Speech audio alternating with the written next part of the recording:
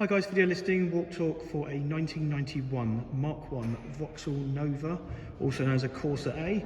All Vauxhall Novas were made in Spain. This one's just come to the UK a bit later, 30 years later. Really nice car, this one, does look well. Really nice, clean, dry condition. Obviously it's come from Spain and just hard to find them anywhere now. Hard to find them in Europe, hard to find them in the UK. This would be a Mark II in the UK on a 91, but I don't believe they made a Mark II for the European market, but I might be wrong.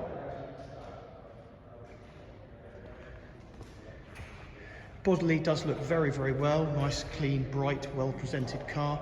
As with the other one I have listed, they will go out with a year's MOT, a full service and a new cam belt, and they'll be checked over. They both drive really, really well. Condition of this one, let's have a look around it. Well, it's had a machine polish, it's had a clay bar, multi-stage machine polish. The paint shine is lovely, it's got a nice deep reflection in the paint. There's no real major imperfections down the sides. The vehicle has had a full repaint in the past, done to a good standard. All the door shuts are clean, under the bonnet's lovely and clean, I'll show you that shortly.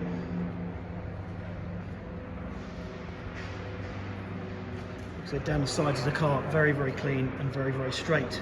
I'll go around this side again.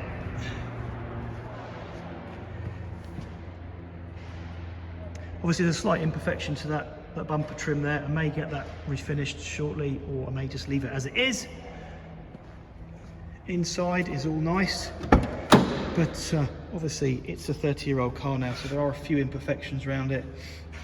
There is a wear through on the driver's seat, which they tend to all have really now, unfortunately. So you get them retrimmed, and there are some imperfections to the seat material. Rear seats are all there. Once again, expect a few imperfections. Headlining's really good. That's had a really good clean. Everything in here has been cleaned. The seats have come out. The carpets have been cleaned. There's no cracks on the dash. You might notice a mark on that glove box, but I've ordered a new one, just waiting for it to arrive. Hopefully it arrives. Don't have a stereo fitted, which is something for someone to look at doing.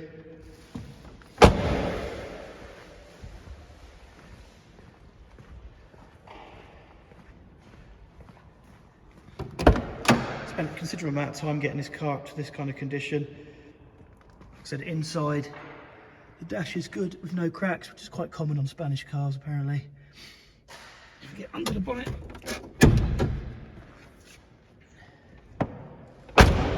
nice deep reflection in the paint. All the panels line up, looks very, very straight, very, very clean.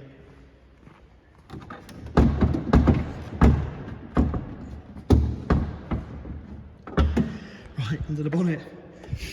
Very clean and dry.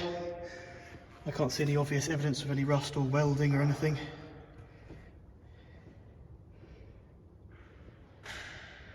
We'll put cam belt on them, we'll service them, we'll MOT them. You know, they'll all go out right as far as I'm concerned. They're not very complicated cars to work on. So there you go. When was the last time you saw one of those? And then another one next to it. So yeah, didn't just buy one, we bought two.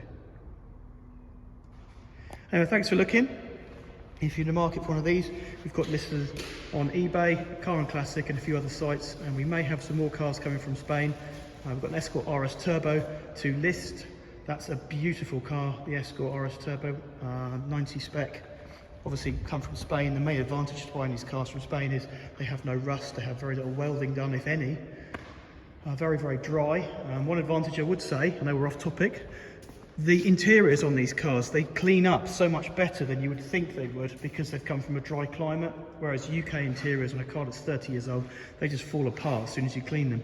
Whereas these cars, because they've come from a dry climate, literally everything is in excellent condition. The fabrics, the carpets, the headlining, none of it falls apart like the UK cars do when you've got them this age.